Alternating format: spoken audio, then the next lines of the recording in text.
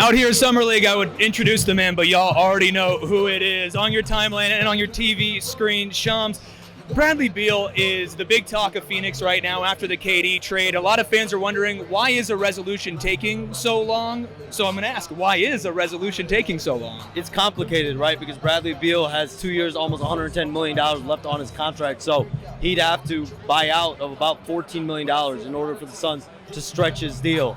And so those are complicated conversations to have from him, his representatives, the Suns themselves. And so how do you land on a buyout? And then also, Bradley Beal came to the Suns just 2 years ago after a long time he spent in Washington. So finding his next spot, he also has to be comfortable in figuring out where's he going to spend the next phase of his career. So I think what we're seeing right now play out is a veteran player who needs to be 100% sure where he's going to go, what the fit's going to look like.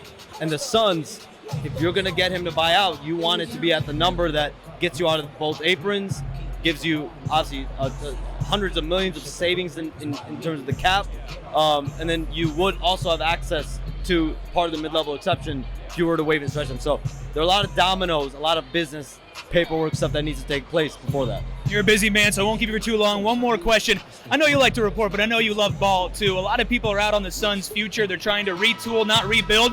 Do you feel like they're screwed, or do you feel like there's a path for them to get back into contention sooner rather than later? Contention this upcoming season for a championship is tough to see, but that doesn't mean this is not going to be a scrappy team in perspective of playoff contention, playing as well. This is a scrappy group. I think that they're trying to put together. You think about, you get rid of Kevin Durant in that trade, but since that point, they've gotten Jalen Green, Dillon Brooks, Khaman Maluach, Mark Williams, Rasheer Fleming.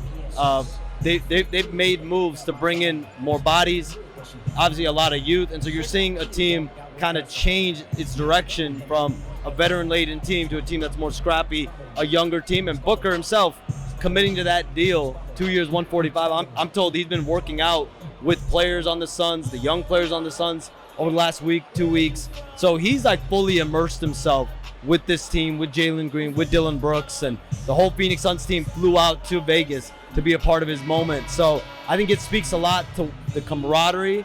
So I don't know if it leads to better results. I think from a field perspective, there will be, I think, a better field they're hoping around this team.